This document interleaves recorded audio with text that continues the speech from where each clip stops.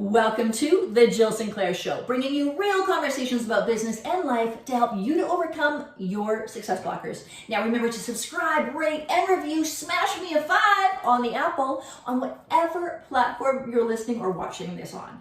So lately I have been inundated with questions about, Jill, how the heck do I even get an interview? I keep on sending out resumes and getting cricket. Okay, well, here's what you need to do. You need to understand, who are you? And why do I care as a potential employer? There's that old song, Who Are You? Who? By the Who? By the Guess Who? Something like that. Anyways, and the premise of this is, who the hell are you and why do I care? Because if the potential employer is looking at 100, 200, 300 resumes, how are you standing out?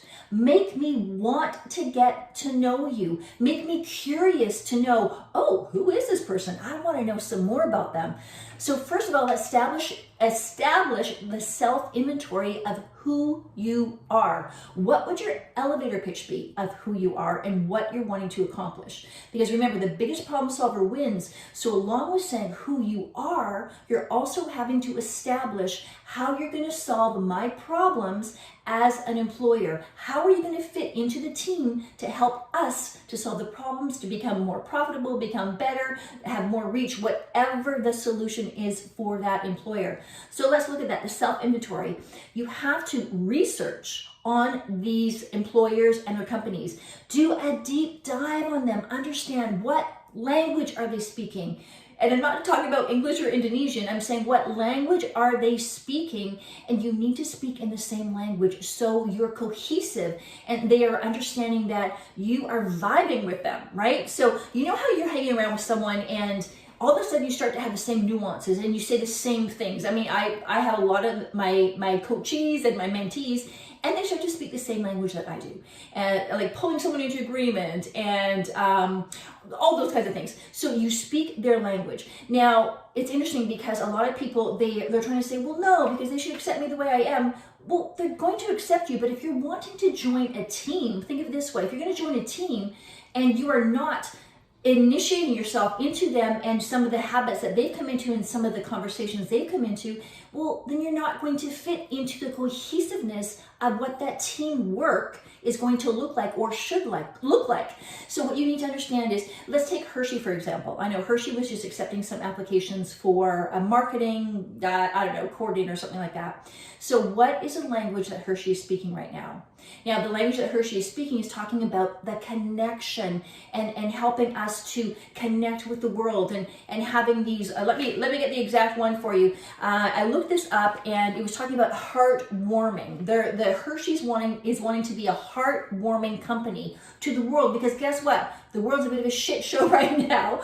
So to have a heartwarming, to have that connection, to have, yes, we care about you too, you need to understand that's a language that you're going to adapt with this new company as you're speaking to them and creating a new resume for every position you're applying for. Do not cut, paste, repeat, because it's not going to be essential to getting their attention. Like, what you need to do is you need to make sure that you prioritize customizing each one of your resumes, not completely, but some of the wording is going to be different. Like with your intro and with your summary of who you are, you're going to adapt that to each new position you're applying for.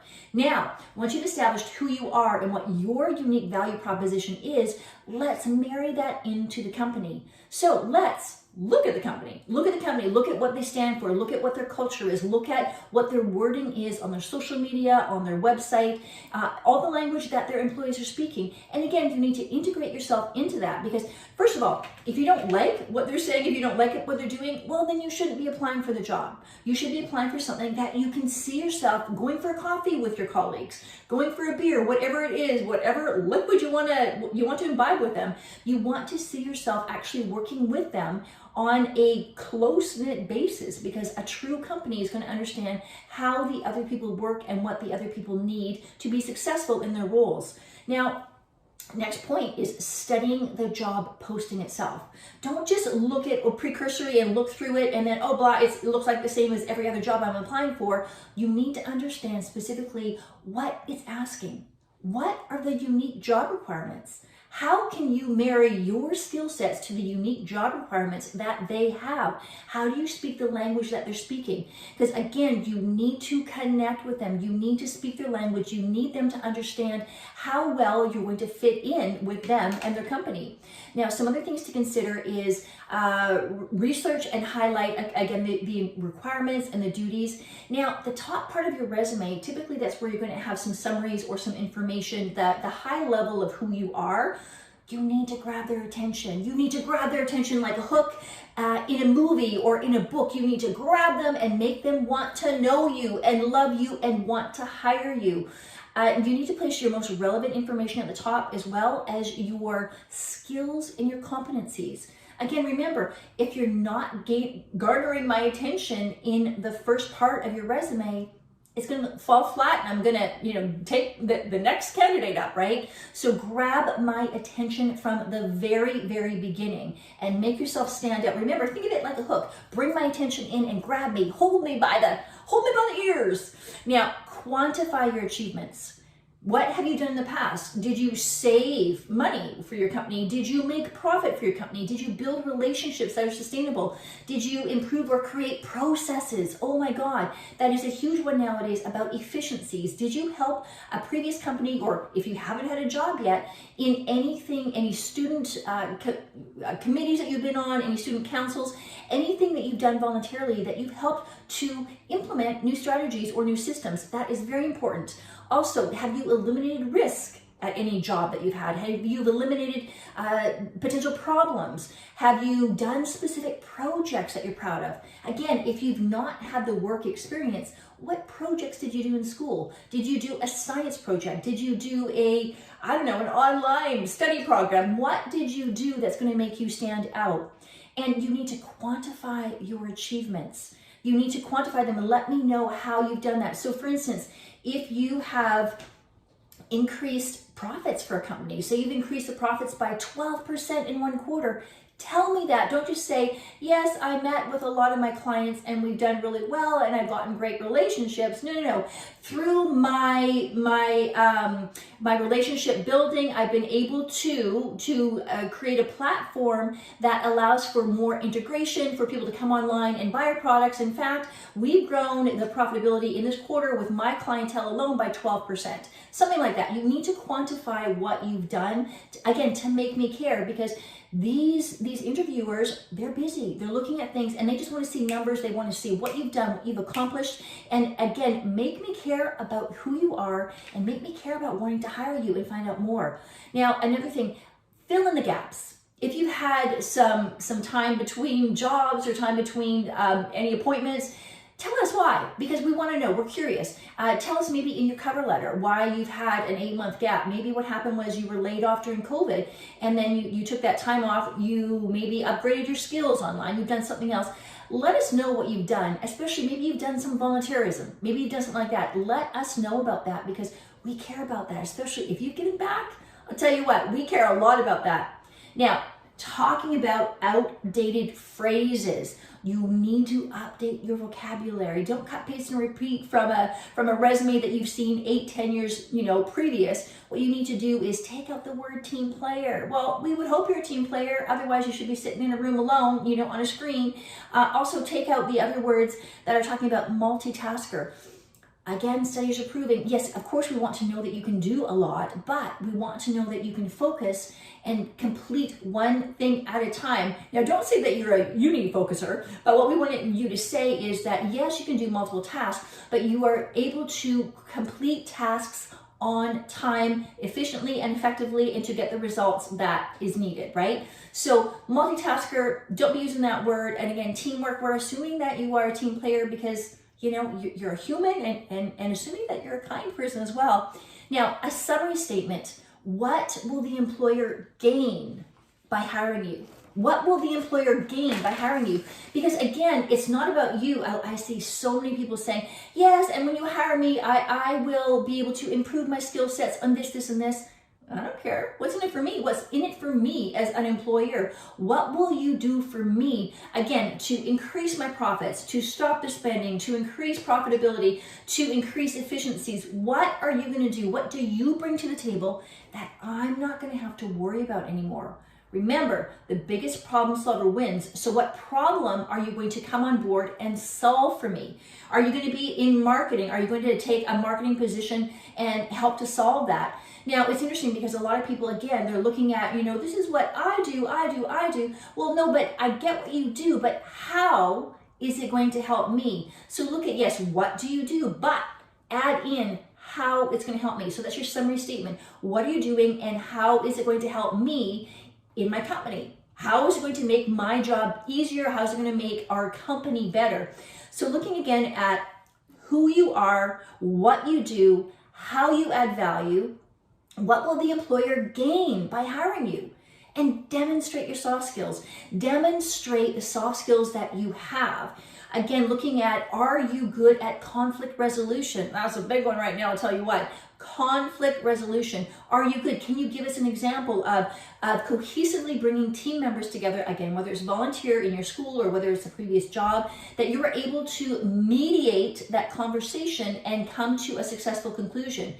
Let me know about that in your resume. Let me know about that in your skill sets, that you are a very proficient mediator, that you're able to bring different people together to the same conclusion, that you're able to pull them into agreement. These kinds of conversations and this kind of wording is going to make me want to know more about you because you are interesting. You are speaking to me as I need to hear. So many people with their resumes. Now, here's the thing, unless you're going for some sort of science thing that is more just, the words are the words are the words, what we need to look at is you need to be a storyteller. You need to tell me a story. Pull me in with your articulation of your words. Now, it doesn't need to have all these long-winded words and things that we have to look up the meanings of, but you need to connect with me. So engage with me. Pull me in to want to know more about you.